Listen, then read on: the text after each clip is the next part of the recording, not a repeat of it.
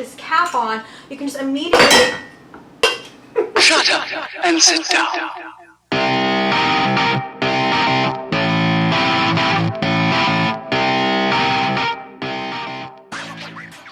Today we have a special Hump Day Happy Hour. We're bringing to you Julia Helena Haddis with a Witchy Wednesday. So you have a new book coming out. And what's the book called? It is called Witchcraft Cocktail. Witchcraft Cocktails. I've already pre-ordered mine. You have? Yeah, of course. Fuck yeah. When you I told swear, me. right? Yeah, no, it's the same for fucking kids. This is happy hour, goddammit. Available everywhere books are available. There we go. Wonderful. So for today, I have a Fiery Mabon Cocktail. Okay. I know some people are very sensitive about scotch, but let me tell you, this is a scotch cocktail for people who are not scotch drinkers. I'm scotch drinker. Yes. We're going to need a few things. So first we're going to start off with our tools. Primary thing for any nice cocktail, you need a set of a shaker. Although you can try, I think, using something like a mason jar. You can improvise if necessary. You can also use a Boston shaker. You don't have to have the full... Oh, I recommend this. This just looks pretty on the counter, really. So some things you're going to need today. You're going to need something to shake your cocktail in. I'm going to use a Boston shaker here, something with which to measure. So I have a jigger here. You will need a knife. You will need some scotch. You're going to need your Angostura bitters. We're going to have some nice honey syrup, which you can learn how to make in my book, as well as blackberry sage shrub, and some fresh, lovely garden sage, and an orange that we can use to take off a little bit of peel to garnish our cocktail at the end. Where's the inspiration for this cocktail come from?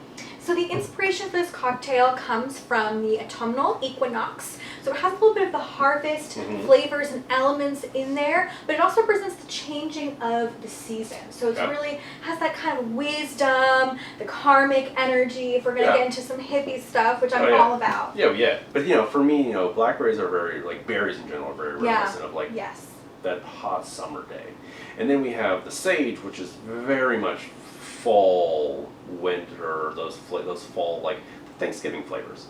It's like it's using a lot of those flavors. And then scotch is also very warming. Yes, there's a nice smoky element to it. It comes from a grain mash, so we've got the harvest element in there. It's the base of how it's even made. Scotch. Yeah. Don't be afraid. I always say this: if you like whiskey or rye, you're gonna like scotch. You just have to find the right scotch. Yes, exactly. So show us how to make this drink. Perfect. So first thing you guys are going to do is you're going to go ahead and grab the bottom half of your shaker or whatever you're using to shake with. You're going to go ahead and pour in your 2 ounces of scotch. So there's 1 ounce. 2 ounces. Then we're going to add a 1/2 ounce of our blackberry shrub. This is unstrained. That's intentional. I want to get more of those blackberry flavors in. That's a little extra, but life is forgiving. Or alcohol is forgiving, I should say, until you drink too much. We're going to go ahead and add 3/4 of our honey syrup, which is pouring onto the cutting board. And the next thing we're going to do is we're going to add in our 2 dashes of Angostura bitters. 1, 2. What's a dash? A dash is essentially just kind of a turn of the bottle. Just a dash, which that's a lot and that's ugly, but you lick it off of your hand. And then we're going to add in 3 leaves of our fresh garden sage into our cocktail. So next thing we're going to do is we are going to add in some ice.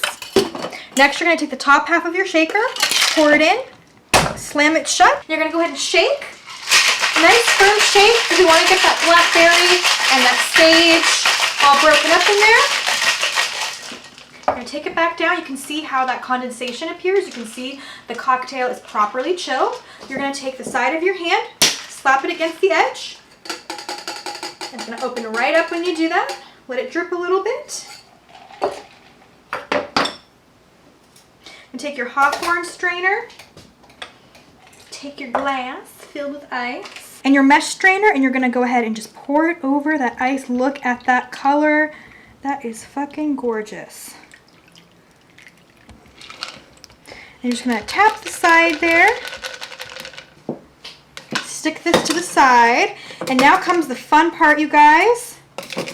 The The next step is garnish, and we've got an extra fun little party trick garnish for you guys. If you like fire, this is a go-to. Who doesn't like fire?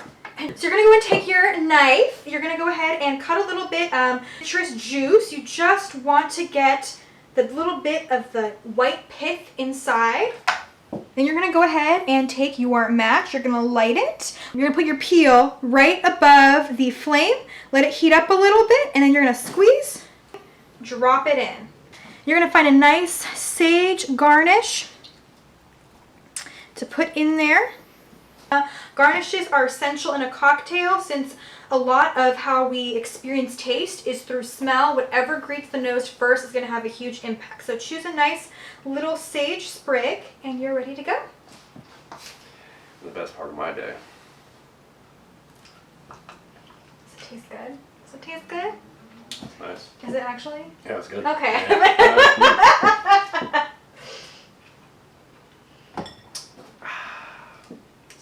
Scotch, down in my belly.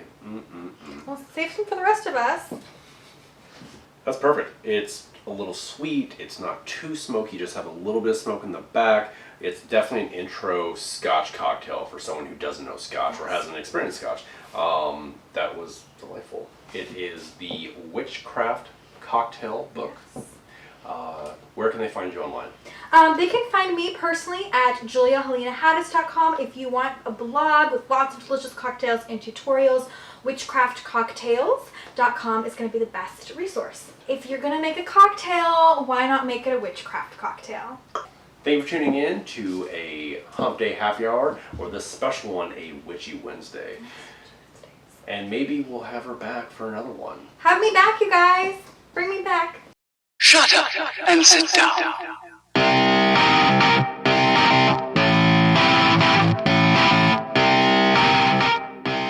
Don't mind me being picky. Oh, I should have chosen this beforehand. This is a shit show. That's how every episode is. Okay.